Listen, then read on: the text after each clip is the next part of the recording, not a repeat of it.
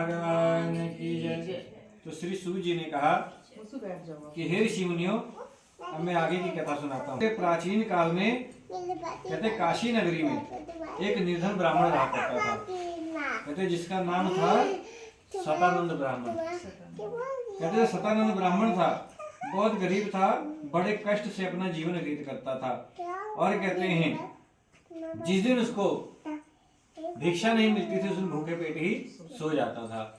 एक बार कहते हैं ब्राह्मणों से प्रेम करने वाले श्री विष्णु भगवान को बहुत दया आई, और कहते हैं विष्णु भगवान ने एक कहते हैं बूढ़े व्यक्ति का, वृद्ध व्यक्ति का रूप बना करके उस ब्राह्मण के पास आकर के कहा कि हे ब्राह्मण देवता, आप इतना कष्ट सहते हुए अपना जीवन कैसे व्यतीत करते हो।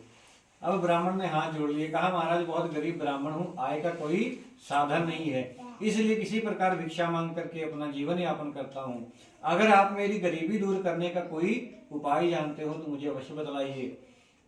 यह सुनकर के वृद्ध व्यक्ति ने कहा कि हे ब्राह्मण देवता, श्री सत्यनारायण भगवान का पूजन करने से, कथा करने से तुम्हारी समस्त बाधाएं दूर हो जाएंगी। कहते हैं अब उनको कथा के विषय में सब कुछ बतला करके आगे जा करके जो वृद्ध व्यक्ति है वो अंतर ध्यान हो गया। सारी रात उस ब्राह्मण को नींद नहीं आई, सारी रात सोचता रहा कि मेरे पास तो ना धन है ना पैसा है, मैं भला ये व्रत और पूजन कैसे करूंगा, मेरे पास तो कुछ भी नहीं है। सारी रात उसको नींद नहीं आई। सुबह उठ करके उसने मन में धारण किया कि आज मुझे भिक्षा मांगने से जो भी धन मिलेगा, जो भी कुछ मिलेगा, उससे मैं सत्यनारायण भगवान का पूजन करूंगा। ऐसा मन में विचार किया, ऐसा मन में विचार करके कहते हैं निकला। आगे जाकर के भगवान की ऐसी कृपा हुई, कहते उसको भिक्षा में बहुत सारा धन प्राप्त हुआ। धन लेकर के बहुत प्रसन्न हुआ। वापस आकर के अपने घर कहते हैं अपने आसपास के सभी लोगों को एकत्रित किया, अपने परिवार को एकत्रित करके श्री सत्यनारायण भगवान का व्रत और पूजन श्रद्धा भाव से किया।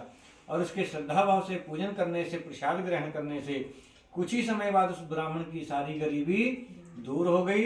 उसके घर में धन धान की वर्षा होने लगी। अब धनी हो जाने के कारण लोग उसका सम्मान करने लगे, क्योंकि कलयुग में जिसके पास धन है उसी का सम्मान है। कहते हैं अगर आपके पास सब कुछ है तो सब पूछेंगे, अगर अपने पास कुछ नहीं है तो रिश्तेदार भी दूसरी तरफ मुंह करके निकल जाएंगे कि भैया इसके पास कुछ नहीं है, कहीं मांग ना ले कुछ।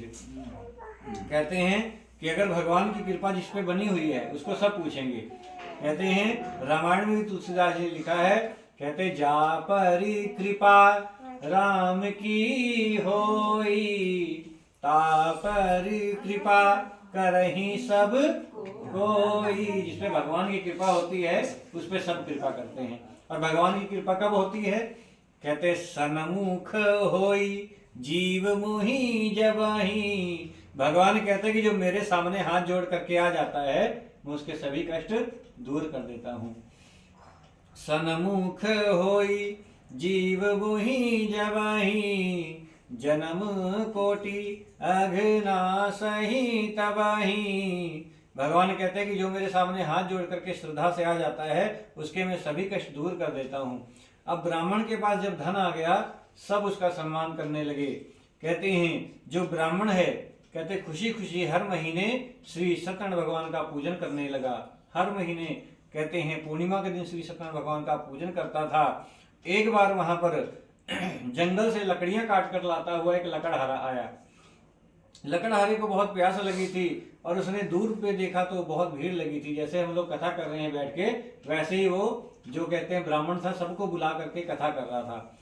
अब जब उसने भीड़ देखी तो जा करके जब देखा तो देख करके हैरान हो गया कि जो ब्राह्मण कल दर दर भिक्षा मांगता था आज इतने बड़े भवन का मालिक कैसे बन गया, इतने लोगों को इकट्ठा करके कहते कोई पूजन कर रहा है।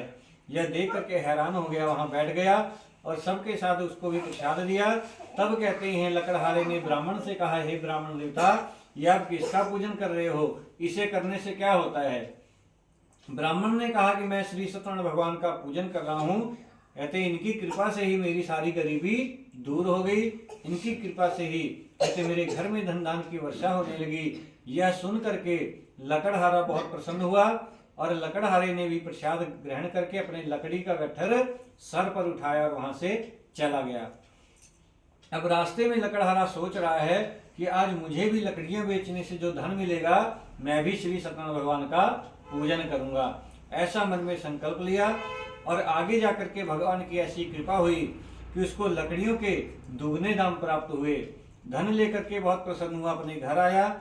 उन रुपयों के उसने केले के फल, घी, दूध, दही, गेहूं का आटा, शक्कर आदि सब सामग्री खरीदी। सब सामग्री लेकर के अपने कहते हैं घर आकर के आसपास के सब लोगों को एकत्रित किया, अपने परिवार को एकत्रित करके श्री सत्यनारायण भगवान का व्रत और पूजन श्रद्धा भाव से किया। और कहते हैं कुछ ही समय बाद उस लकड़हारे की भी सारी गरीबी दूर हो गई। उसके घर में धन धान्य की वर्षा होने लगी और वह सुखमय जीवन व्यतीत करता हुआ भगवान का नाम लेता हुआ अंत में मोक्ष को प्राप्त हुआ।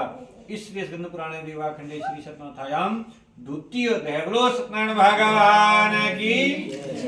श्रीमन्नारायण नारायण नारायण भजमन नारायण नारायण नारायण श्रीमन्नारायण नारायण श्रीमन्नारायण नारायण नारायण।